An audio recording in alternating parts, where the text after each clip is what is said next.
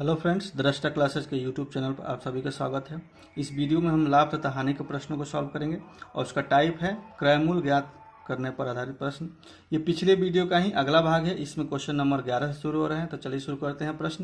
प्रश्न दिया हुआ है, एक दुकानदार ने नई वस्तु की कीमत 1280 रुपया अंकित की। यदि 10% छूट देने के बाद भी उसे क्रय मूल्य पर 20% लाभ होता है तो वस्तु का क्रय मूल्य ज्ञात करना है। ठीक है, यहाँ क्या दिया है यहाँ वस्तु की कीमत दिया हुआ है अंकित, यानी कि क्या है, मार्केट प्राइस दे दिया है हमको। मार्केट प्राइस कितना है, 1280 रुपया। ठीक है, और यहाँ प्रॉफिट दिया हुआ है, प्रॉफिट यानी कि लाभ परसेंटेज दिया हुआ है। लाभ परसेंटेज दिया है 10%। यहाँ छूट दिया है कितना, यहाँ जो है लाभ 20% है। यहाँ जो है लाभ 20% है और छूट 10% है। छूट 10% है। इतना ही चीज दिया है और निकालना क्या है, हमको सीपी निकालना है। ठीक है, तो मैंने क्या बोला था कंसेप्ट में, इसके लाभ एवं हानि कॉन्सेप्ट में बोला था कि छूट जो हमेशा होता है वो किस पर मिलता है, मार्केट प्राइस पर। ठीक है, तो यहाँ मार्केट प्राइस कितना दिया है, 1280 रुपया। तो मार्केट प्राइस पर छूट कितना परसेंट दिया है, 10%। तो छूट किस पर दिया जाता है, मार्केट प्राइस पर। तो ये 10% कितना हो जाएगा, माइनस होके ये 90% ऐसा हो जाएगा। 10% का छूट हुआ, इसका मतलब क्या है, 100 में से 10% यानी कि क्या हो जाएगा, 90%। और ये बराबर हो जाएगा किसके, ये जब छूट मिल गया तो छूट मिलने के बाद ये क्या हो गया, ये सेलिंग प्राइस बन गया। देखिए, ये अंकित मूल्य है 1280 रुपया। जब इस पर हम 10% की छूट दे देंगे यानी कि 90% हमको बचा। तो जब ये छूट देने के बाद जो बना ये क्या हो गया, सेलिंग प्राइस हो गया। और बोल रहा है क्या कि क्रय मूल्य पर 20% का लाभ होता है। तो क्रय मूल्य क्या है, सीपी, इस पर 20%, तो 20% लाभ होगा तो क्या लिखेंगे हम, 120% लिख देंगे। ठीक है, जब 20% लाभ बोले तो क्या लिखेंगे, 120%। चूंकि क्रय मूल्य पर बोल रहा है तो 100% तो क्रय मूल्य होता ही अपने आप में, तो उस पर 20% जोड़ देंगे तो क्या हो जाएगा, 120% हो गया। तो अब ये भी क्या बन गया, ये भी सेलिंग प्राइस बन गया। ठीक है, कॉस्ट प्राइस पर जब लाभ को हम उसको जोड़ देंगे तो क्या हो गया, ये सेलिंग प्राइस हो गया। और ये क्या हो गया, मार्केट प्राइस पर जब छूट दे देंगे तो ये भी सेलिंग प्राइस हो जाएगा। यानी दोनों को हम क्या कर दिए, इक्वल कर दिए। क्योंकि छूट देने के बाद क्या बनता है, सेलिंग प्राइस, और लाभ जब हमारा होता है तो भी क्या बनता है, सेलिंग प्राइस। तो दोनों को हम क्या करिए, इक्वल कर दिए।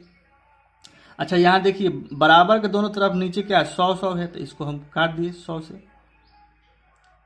ठीक है, और एक जीरो से एक जीरो काट दिए। अब लिख लेते हैं 1280 गुने 9 बराबर सीपी गुने 12। मैंने एक बार इसलिए लिख लिया क्योंकि मैंने गोल गोल घेरा है तो शायद दिखने में अच्छा ना लगे, मतलब समझ ना आए दिखने में। ये क्या आ जाएगा, सीपी हमको निकालना है। तो 1280 गुने 9/12। इसको काटेंगे तो क्या हो जाएगा, 3 से काटेंगे तो तितरी का 9, ये हो जाएगा 4। ये 4 से काटेंगे तो हो जाएगा 4 3 12, 4 दूनी 8, 320 हो जाएगा। तो ये क्या हो जाएगा, 320 गुने 3, तो क्या बन जाएगा, 960 रुपया। यानी कि यही हमारा क्रय मूल्य हो जाएगा। अगला प्रश्न देखिए, एक दुकानदार ने एक वस्तु का अंकित मूल्य 160 रुपया रख दिया। यदि 10% छूट देने के बाद भी उसे क्रय मूल्य पर 20% का लाभ मिलता है तो वस्तु का क्रय मूल्य ज्ञात कीजिए। ये पिछले क्वेश्चन के समान ही है। ठीक है, तो कंसेप्ट को समझने के लिए मैंने इसी टाइप का एक और क्वेश्चन लिया। ठीक है, तो यहाँ क्या दिया है, अंकित मूल्य, यानी कि क्या दिया हुआ है, मार्केट प्राइस। एक बार लिख लीजिएगा, आपको समझ में आ जाएगा, 160। ठीक है, छूट दिया है, यहाँ पर छूट कितना दे दिया है, 10%। यहाँ क्रय मूल्य पर लाभ दे दिया है, लाभ कितना दिया है, 20%। अब निकालना क्या है, सीपी यानी कॉस्ट प्राइस। तो मैंने आपको क्या बताया था कि जो छूट जो मिलता है ये मार्केट प्राइस पर मिलता है।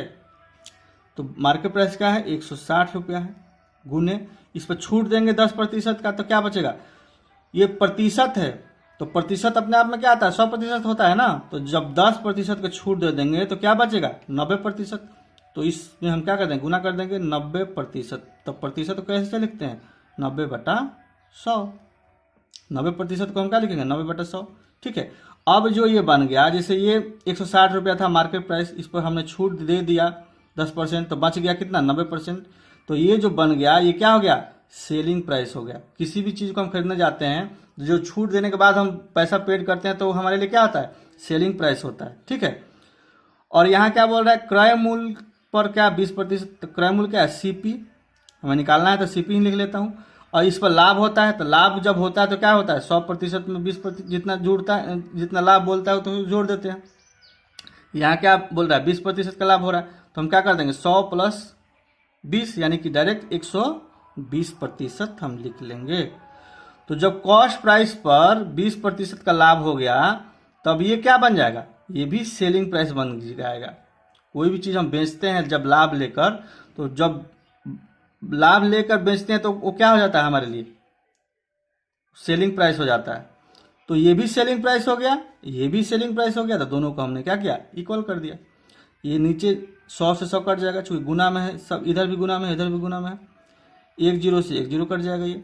ठीक है। तो इसको क्या लिख लेंगे, 160 × 9 बराबर CP × 12। तो CP निकालना है, तो क्या 160 × 9/12 हो जाएगा। अच्छा, इसको काट देंगे, 4 से काट देंगे, 4 × 3 = 12, ये हो जाएगा 4 × 4 = 16, ये 3 से कट जाएगा तो 3 × 9 हो जाएगा। तो 40 × 3 यानी कि 120, यही हमारा आंसर आ जाएगा। अगला प्रश्न दिया हुआ है कि जब बबलू ने जूतों के विक्रय मूल्य में कमी करके इसे 360 रुपये से 345 रुपये कर देता है, तो उसे 4% ज़्यादा हानि होती है। यहाँ लिखा है 4% क्या है, ज़्यादा हानि होती है, यानी कि पहले हानि उसको हो ही रहा था, अब जो है 360 रुपया से मूल्य क्या कर दिया, 345 रुपया, तब उसको 4% क्या है, ज़्यादा हानि हो रहा है। तो पूछ रहा है क्या, क्रय मूल्य निकालना है। ठीक है। तो पहले वो कितने बेच रहा था, 360 रुपया में, अब वो कितने बेच रहा है, 345 रुपया में। ठीक है। तो इसका अंतर कितना आ गया, 15 रुपया आ गया। ठीक है ना। देखिए 360 रुपये में पहले वो बेच रहा था, अब बेच रहा है कितना में, 345 रुपये में। उसने क्या किया, विक्रय मूल्य में कमी कर दिया, तो अंतर जो हो गया इसका 45 रुपया हो गया। और यहाँ क्या बोल रहा है कि उसे 4% ज़्यादा हानि हो रहा है, यानी कि उसको पहले हानि हो रहा था, अब 4% ज़्यादा हानि हो रहा था। तो प्रतिशत में 4% हानि हो रहा है, और रुपया में कितना हो रहा है यहाँ पर, 15 रुपया। ठीक है। तो इसको हम क्या कर देंगे, यानी कि जो है ये 15 रुपया ये प्रतिशत में 4% के बराबर है। बात समझ में आ रहा। देखिए 360 रुपये का पहले बेच रहा था, अब 345 रुपये में बेच रहा है, तो उसने कितना कमी किया, 15 रुपया का कमी किया, रुपया में 15 रुपया कमी किया। लेकिन क्वेश्चन में बोल रहा है कि 4%, प्रतिशत में क्या बोल रहा है, 4% ज़्यादा हानि हो रहा है, यानी कि प्रतिशत में 4% हानि हो रहा है और रुपया में 15% का हानि हो रहा है। तो दोनों को हम क्या कर दिए, बराबर कर दिए। तो 4% बराबर कितना हो जाएगा, 15 रुपये है। एक बार सीधा करके लिख लेता हूँ, 4% जो है क्या है, 15 रुपये के बराबर है। तो 1% कितना हो जाएगा, 15/4। तो हमको क्या निकालना है, क्रय मूल्य। तो क्रय मूल्य क्या होता है, अपने आप में 100% होता है, तो हम क्या निकाल देंगे, 100%। तो क्या हो जाएगा, ये 15/4 गुने 100। ठीक है। तो ये हो जाएगा, 4 से कटेगा तो क्या हो जाएगा, 25। तो 15 और 25 में गुना कर देंगे तो क्या हो जाएगा, 375। यही हमारा आंसर हो जाएगा। अगला प्रश्न है, एक थोक विक्रेता एक जल शोधक मशीन को 40% की हानि पर बेचता है। यदि विक्रय मूल्य में 125 रुपया की वृद्धि कर दी जाती है, तो थोक विक्रेता को 10% लाभ होता है। जल शोधक मशीन का क्रय मूल्य याद करना है। तो यहाँ क्या दिया है, यहाँ जो दिया है, अच्छा एक चीज देखिए, 40% की हानि बोल रहा है, और यहाँ निकालना क्या है, सीपी। तो सीपी क्या होता है अपने आप में 100% होता है, इतना आप याद रखिए। ठीक है, यहां बोल रहा है कि 40% की हानि पर बेचता है जल शोधक मशीन को। सीपी क्या है? 100% है। और मैंने आपको कंसेप्ट में बताया भी था कि लाभ हो या हानि हो, क्या हो, कॉस्ट प्राइस यानी कि सीपी पर कैलकुलेट होता है। तो यहाँ 40% का हानि पर बेचेगा तो क्या हो जाएगा, 100 में से 40 यानी कि बचेगा कितना, 60%। यानी वो 40% की हानि पर बेच रहा है, यानी कि 40% हानि होने के बाद क्या बचेगा, 60% वो बेच रहा है।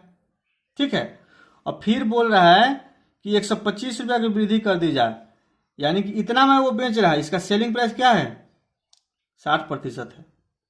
100% मैंने मान लिया सीपी, 40% की हानि हो जाएगा। तो कंसेप्ट में बताया था ना कि जितना प्रतिशत की हानि होता है उसको 100 में से माइनस कर देते हैं, तो 100 में से माइनस कर दिए तो क्या हो गया, 60%। तो ये क्या है, सेलिंग प्राइस है इसका, 40% माइनस करके। अब बोल रहा है कि 125 रुपया की वृद्धि कर दी जाती है, तो क्या है, 10% का लाभ हो जाता है। 10% का लाभ, लाभ किस पर होगा, कॉस्ट प्राइस पर। तो लाभ 10% का होगा अगर, तो क्या होगा, ये हो जाएगा 110%। मैंने बताया था ना कि लाभ कॉस्ट प्राइस पर कैलकुलेट होता है। तो 10% का लाभ हो गया, इसका मतलब 100 प्लस 10 यानी कि 110%। तो इन दोनों का जो अंतर है वो क्या है, 125 रुपए है। 40% की हानि पर बेचता है, तो 40% हानि के बाद ये हो जाएगा 60%। तो बोल रहा है ना कि 125 रुपये, यानी कि कह रहा है विक्रय मूल्य में, तो विक्रय मूल्य क्या है, यही 60% है। तो इसमें अगर हम बोल रहा है कि 125 रुपये अगर वृद्धि कर देते हैं तो क्या हो जा रहा है, 110% हो जाए, यानी कि 10% की वृद्धि हो जा रहा है। तो रुपया में वो क्या वृद्धि कर रहा है, 125। लेकिन प्रतिशत में कितना वृद्धि हो जाएगा, देखिए रुपया में वो कितना कर रहा है वृद्धि, 125 रुपया। लेकिन प्रतिशत में अगर वृद्धि देखेंगे तो इन दोनों का अंतर निकालना पड़ेगा। तो 110 में से 60% जब माइनस होगा, यही 125 के बराबर हो जाएगा। समझ में आ रहा है? चूंकि ये वृद्धि बोल रहा है 125 रुपया, तो रुपया में 125 हो गया, तो प्रतिशत में हमको निकालना है, तो 110 में से 60 माइनस कर देंगे, 110 में से 60 माइनस कर देंगे और उसको 125 के बराबर रख देंगे। तो ये क्या हो जाएगा, 50% बराबर 125। तो हमको क्या निकालना है, 100% निकालना है।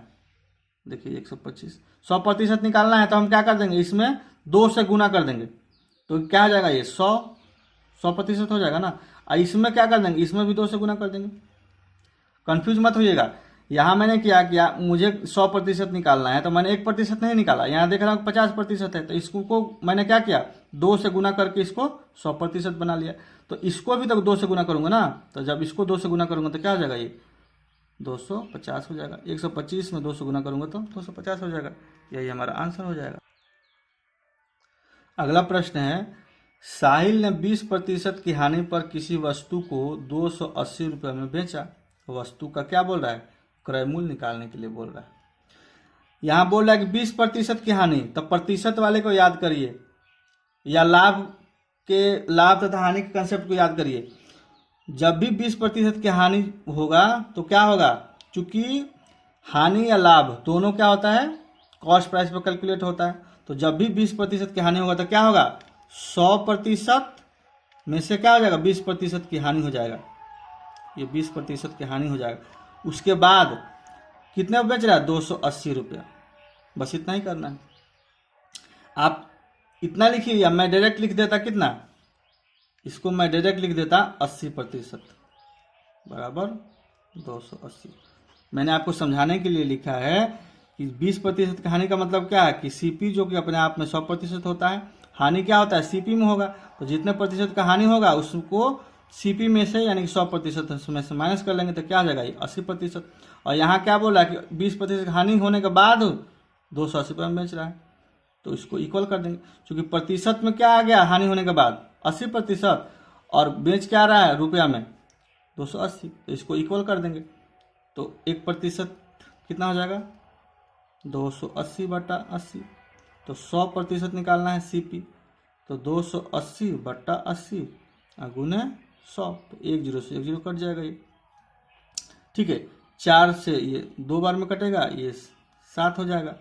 ये क्या हो जाएगा, ये हो जाएगा 50, तो 7 पचे 35 यानी कि 350 रुपया। एक बार फिर समझिए, मैंने कंसेप्ट में बताया था कि 20% का हानि होता है तो क्या आता है, डायरेक्ट हम 100 में से उतने प्रतिशत को माइनस कर लेते हैं। तो मैंने क्या किया, 100% में से 20% को माइनस कर लिया। तो प्रतिशत, ये हानि को माइनस करने के बाद कितना बचा मेरे पास, 80%। और वो क्या है, 280 रुपये में बेच रहा है, इसको बराबर इक्वल रख दिया मैंने और इसको सॉल्व कर लिया। तो आप लोग कंसेप्ट को याद रखिएगा। कंसेप्ट किसका, परसेंटेज का और प्रॉफिट एंड लॉस का, दोनों का कंसेप्ट आप लोग याद रखिएगा, तभी जाके चीज़ें समझ में आएंगी। ठीक है।